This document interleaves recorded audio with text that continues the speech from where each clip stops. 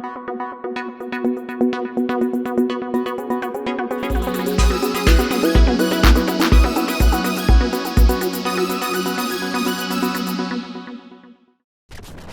pessoal, tudo bem? Vamos começar aqui então. Eu vou dividir com vocês essa dor que quando eu comecei a usar o Figma no meu dia a dia de trabalho foi a segunda coisa que mais me chocou quando eu comecei a usar ele.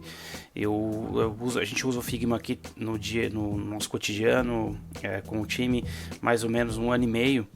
E eu já usei ele antes, mas não só como curioso, mas o dia a dia mesmo é isso aí, é quase 1 ano e meio aí de uso. E a gente migrou do Adobe XD, que era ele que eu usava para trabalhar, para fazer todas as coisas que eu fazia no dia a dia. E quando a gente chegou no Figma era tudo diferente. E sem dúvidas o que mais me chocou, o que me deixou mais confuso e perdido foi a inexistência de um whiteboard de trabalho. Tá? Ele usa um conceito de frames e de grupos e afins, mas isso é assunto para um outro vídeo. E o segundo conceito, que é esse que a gente vai tratar aqui hoje, que eu demorei para entender um pouco, e quando eu entendi achei fantástico, foi o conceito de constraints, que em tradução bem livre quer dizer restrições, mas isso não se encaixa no real contexto. A gente pode chamar isso de delimitadores, ou para ficar mais perto da nossa semântica de uso de design de interface. E para que servem essas constraints, Paul? Vocês podem perguntar. Com a infinidade de dispositivos e as milhares de possibilidades de telas que a gente tem dispositivo de vestir, a gente tem relógio, a gente tem um monte de coisa, a gente, somando essas coisas, a gente tem um mundo de possibilidades. Não dá mais para fazer um desenho de uma tela só, a gente não consegue fazer um desenho de uma tela pensando na maioria das pessoas que acessam a plataforma. Falar 75% das pessoas que acessam a plataforma usam 1024, hoje 1920, tem gente usando 4000 pixels, que é 4K. Como é que a gente faz isso? Mas estão acessando por celular, pelo relógio. Virou uma infinidade tão grande que fazer para atender todas essas possibilidades se torna inviável. É impossível fazer um layout para cada uma desses caras. E é nesse ponto que a gente começa a tratar de um cara que é design responsivo. E quando a gente fala design responsivo, a gente está falando que cada elemento, como os designs têm que crescer e diminuir, com a posição mais ou menos desses elementos que eles devem ficar, como eles devem esticar, se eles ficam na direita, à esquerda, onde fica centralizado, onde aumenta de tamanho ou não. E a gente está falando que isso é um crescimento fluido, é mais ou menos aquele papo que a galera usa muito aí em meme de autoajuda e tem pra caramba no LinkedIn aí, que seja como a água, e tem a foto do Bruce Lee lá, né? É quase isso. Constraints entram para isso. Eles são um recurso nativo do Figma, você não tem que instalar plugin, não tem que instalar nada, tá? E ajudam você a organizar o posicionamento desses elementos dentro dos layouts que você faz. E dentro de um frame, ou um quadro, se você preferir, mas dentro de um frame, como é que ele vai se portar lá dentro, como é que ele se expande. Vamos ver isso na prática para vocês verem como funciona isso e qual que é a magia que acontece aí por trás, tá?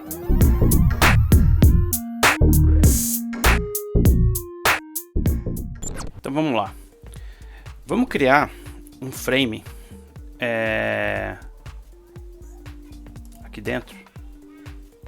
A gente aperta a tecla F, né, para criar um frame, ou vocês podem ir aqui em cima, né, escolher a ferramenta frame, tá? A gente vai criar um frame, vamos mudar o nome dele de dispositivo, vou testar, né, dispositivo, tá lá bonitão pra gente testar. E dentro desse frame, você pode ver que tem um cara aqui que eu vou criar um objeto dentro dele, tá? Vou criar um círculo, tá? Eu vou apertar o O, vou criar um círculo aqui dentro, tá? E eu tenho o meu círculo aqui, meu elipse. E vocês notaram que quando eu criei o elipse aqui dentro, vou deixar ele aqui no cantinho, ele abriu um objeto aqui, falando que left top. Isso aqui são as constraints. E na hora que eu tô aqui, ele tá apontando para mim, tá vendo esses pontilhadinhos aqui?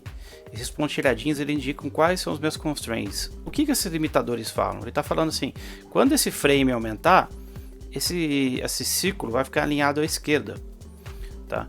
Então, quando eu aumentar o meu frame aqui, ele tá alinhado à esquerda. Vocês estão conseguindo ver? Não tem segredo nenhum. Em compensação, eu posso alterar esse cara para várias coisas. Eu posso jogar ele aqui à direita, eu posso escolher aqui right, tá? Ou eu posso trocar aqui, ó, desses ladinhos eu troco, mas eu tô trocando aqui, ó, right. Right, eu tô falando que ele vai ficar colado na direita, seguindo essa distância que está atribuída aqui. Se eu aumento o meu layout agora para a direita, olha o que acontece. O círculo está colado nesse cara aqui, tá?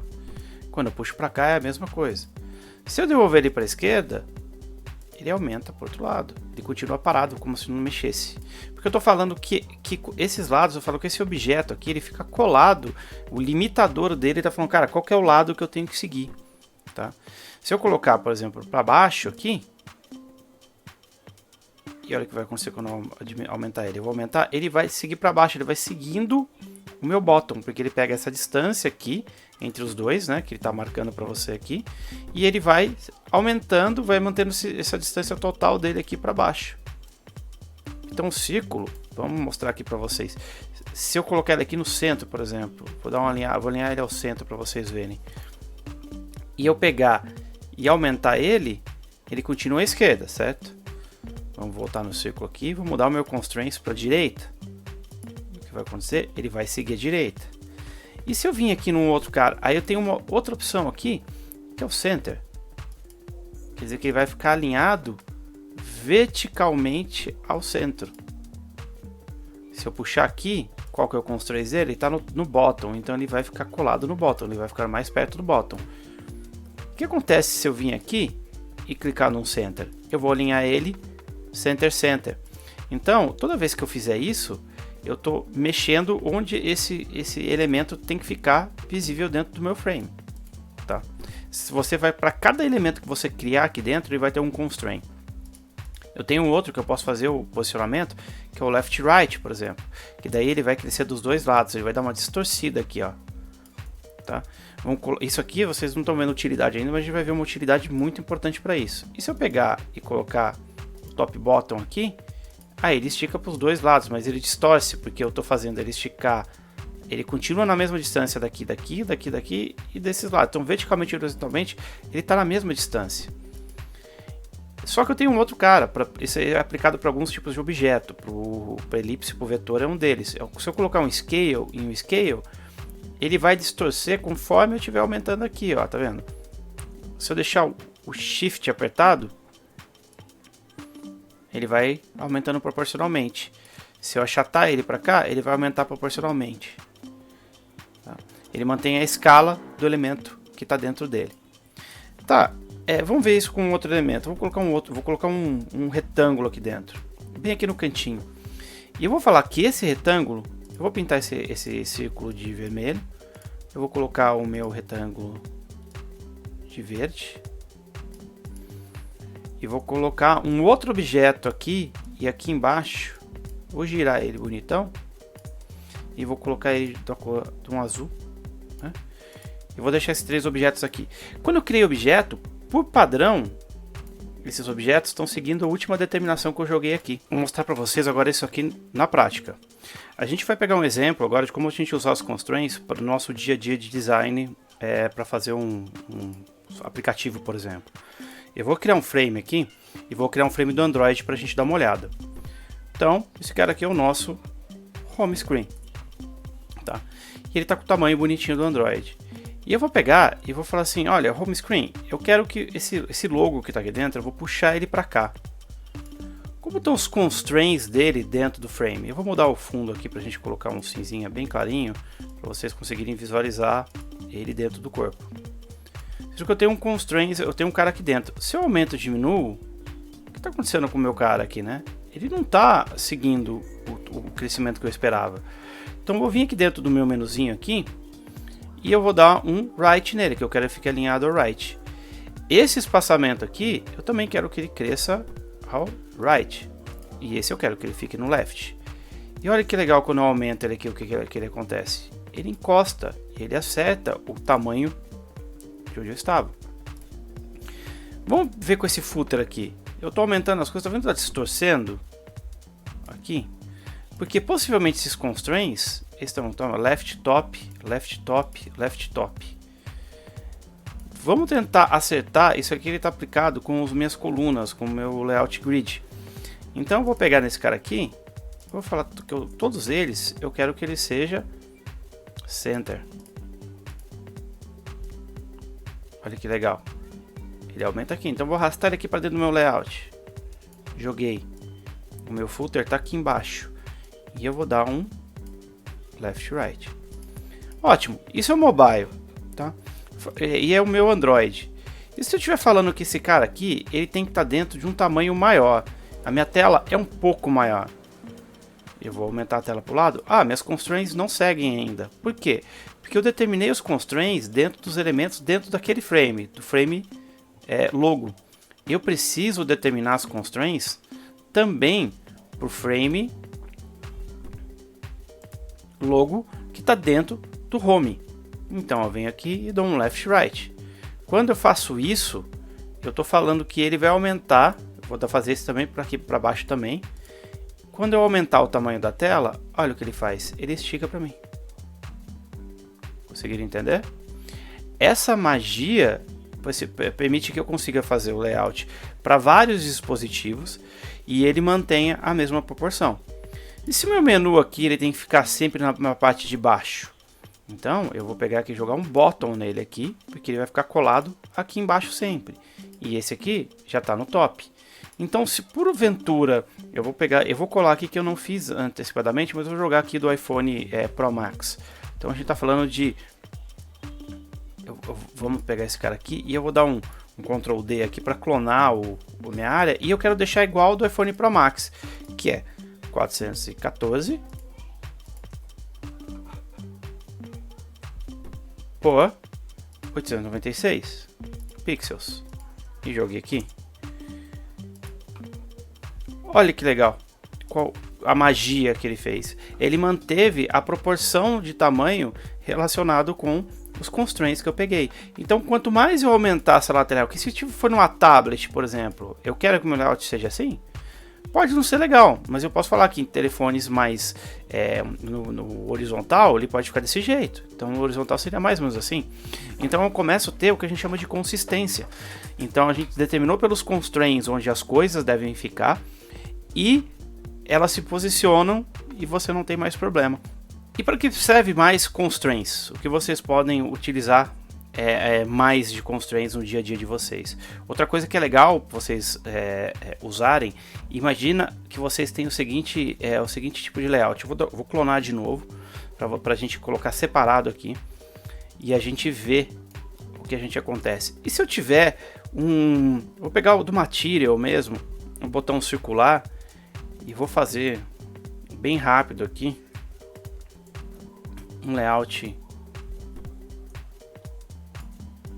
bem esquisitinho de botão circular, só pra gente falar que eu tenho um botão de foto, por exemplo, tá? Deixa eu criar esse aqui como outline pra gente poder manter a proporção. Eu vou jogar aqui, ó, e falo assim, cara, tem um botãozinho, tá?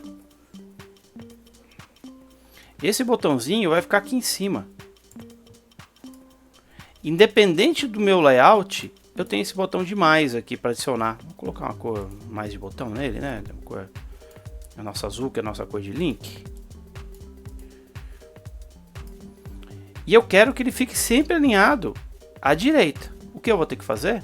Eu vou jogar o Constraints aqui, clico nele, no Group. Constraints também funciona para Group, funciona para Vetor, funciona para um monte de coisa. Deixa eu transformar esse grupo em Frame para ficar um pouco mais fácil. Vou dar um Right aqui, que eu quero que ele fique à direita, e quero que fique alinhado ao bottom. Independente do tamanho da minha plataforma, ele vai ficar alinhado ao bottom sempre, que é o meu botão de mais. Se vocês notarem, isso tem vários aplicativos do Google, tem aplicativos de agenda, ou seja, o lugar de ação vai estar comum a todos os lugares. Eu defini um delimitador em um lugar do meu site para algumas coisas. Eu falei, cara, o menu está sempre no topo, o meu logo está sempre à esquerda, o entrar fica visível à direita e eu tenho um menu de ações à esquerda. Eu posso dar uma complicada nisso aqui e modificar os constraints. Eu vou alterar esse cara aqui e vou fazer esse que vir para cá, esse cara vir para cá. Vou deixar o meu entrar aqui no cantinho e vou colocar ele à esquerda. Eu alterei o meu layout porque eu alterei a forma que meu design cresce, porque eu quero que clique aqui e abra um menu. E o meu entrar fica sempre à direita. Eu modifiquei um pouco e eu estou modificando como a minha plataforma cresce. Então eu faço uma lógica de pensamento como eu quero que isso se expanda e fica muito mais fácil para trabalhar. Esse aqui foi uma dica bem rápida sobre constraints, espero que tenha ajudado vocês a mostrar esse recurso muito legal. E mais pra frente eu gravo alguns vídeos com algumas dicas avançadas, e qualquer coisa, qualquer dúvida, pergunta ou sugestão que vocês tenham sobre o tema constraints, por favor, deixa aí no comentário, manda uma mensagem, a gente responde e a gente tá para isso. Valeu pelo seu tempo, espero que tenha ajudado vocês com esse probleminha básico de constraints. Falou, gente!